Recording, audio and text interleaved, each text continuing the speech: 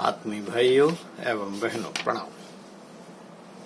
पुस्तक युग की पुकार अनसुनी न करें विषय हमारी गतिविधियों का मूल प्रयोजन। लेखक पंडित श्री राम शर्मा आचार्य आपको मैं अपनी आवाज में पढ़कर सुनाता हूं पृष्ठ 11 से।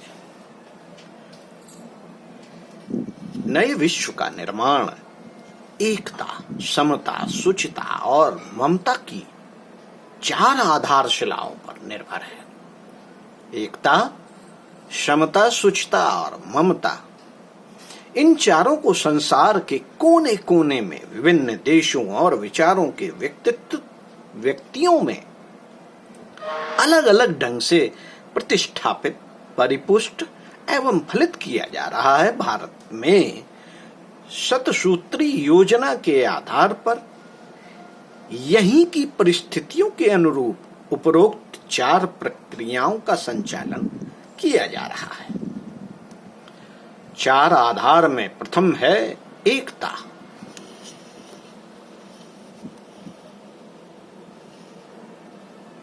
चार आधारों में प्रथम है एकता। जड़ पदार्थ एक और एक मिलकर 2 होते हैं, पर जीवित व्यक्ति एक और एक मिलकर 11 होने की उक्ति चरितार्थ करते हैं।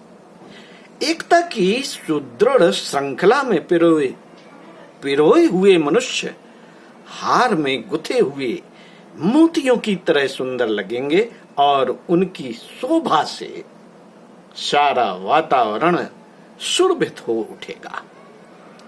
मनुष्य की शक्ति एकता से ही बढ़ेगी। समाज की उन्नति एकता पर निर्भर है। विश्व में शांति की स्थापना के लिए एकता नितांत आवश्यक है। यह एकता हमारे चतुर्विध नवनिर्माण प्रयोजनों में सर्वप्रथम है। एकता, समता, शुचिता और ममता का लक्ष्य प्राप्त करना ही नवनिर्माण है।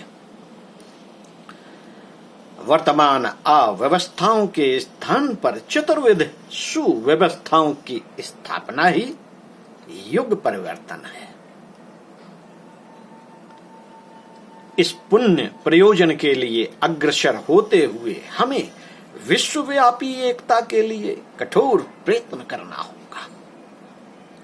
कहा जा चुका है कि एकता के 4 स्तंभ हैं: धर्म, संस्कृति, भाषा और शासन। इनके बीच जो खाइयां बन गई हैं उन्हें पाटना है। विभिन्नताओं के निराकरण का, अनेकता की एक रूपता के लिए प्रयत्न करना है। यही हमारी युग निर्माण योजना का सारांश है।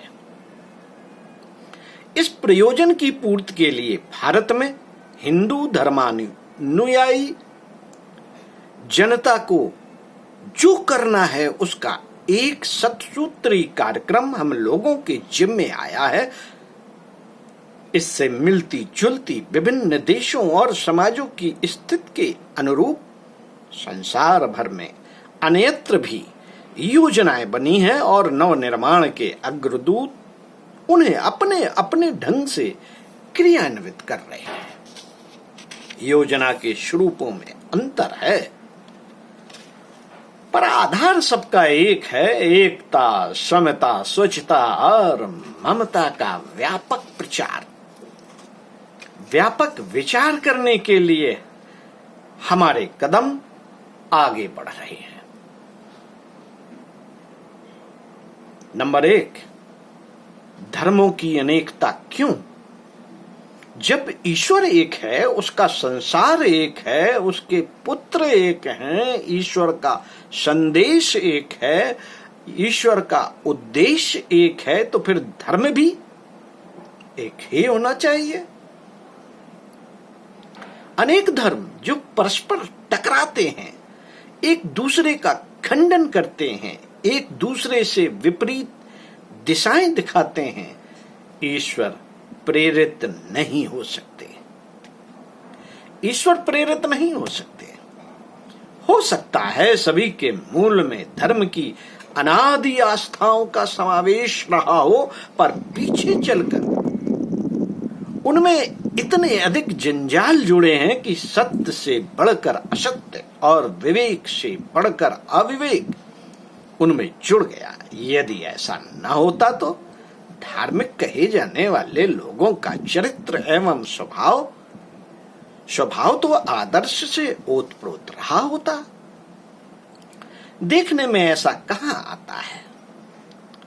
आज तो हर धर्म संप्रदाय वाला यह माने बैठा है कि अपने वर्ग की क्रिया प्रक्रियाओं को अपनाकर उसने धर्म, आस्तिकता और स्वर्ग मुक्ति का ठेका ले लिया है। अपने वर्ग की मान्यताओं को सत्य और दूसरों को असत्य सिद्ध करने के लिए धर्मध्वजी सारा बुद्धि कौशल व्यय करते रहते हैं। शास्त्रार्थों के अखाड़ों में आए दिन कुश्तियां होती देखी जा सकती हैं। वाक बाण और कागजी गोले चले रहते हैं तो भी सहन किया जाता, पर इस वेदी पर कितने निरीह प्राणियों का रक्त निर्दयता के साथ बहता रहा है, इसका स्मरण करके रोमांच हो जाता है। दूसरे धर्म वाले इस दुनिया में दूसरे धर्म वालों पर अपने धर्म की गरिमा थोपने के लिए इतना नरसंहार अब तक इस दुनिया में हुआ है जितना समस्त युद्धों में नहीं हुआ। क्या यही स्थिति उपयुक्त है? क्या इसे ही बना रहने देना चाहिए? विभिन्नताओं की उलझने सत्य तक पहुंचने के लिए भारी बाधा है। साथियों, आज का धर्म जंजाल इतना उलझा हुआ है कि वह वास्तविक धर्म तक आत्मा को पहुंचने देने में सहायक नहीं, बाधक ही सिद्ध हो रहा है। विवेक का तकाजा है कि धर्म की एक रूपता होनी चाहिए। समस्त विश्व का एक ही धर्म होना चाहिए। उसमें सत्य, न्याय, नीति, सदाचार, शिष्टाचार, आदर्श, औचित्य, उदारता, स्नेह, सद्भावना, संतोष, संयम जैसी मान्यताओं को प्रश्रय मिलना चाहिए।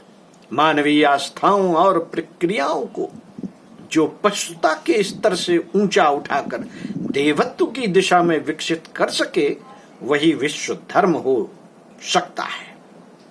अगले दिनों ऐसे ही विश्व धर्म का विकास होना है। अगले दिनों ऐसे ही विश्व धर्म का विकास होना है। संसार के कोने कोने में रहने वाले एक ही प्रकार के धर्म को मानेंगे। एक ही प्रकार की पूजा पद्धति से सबका काम चल जाएगा।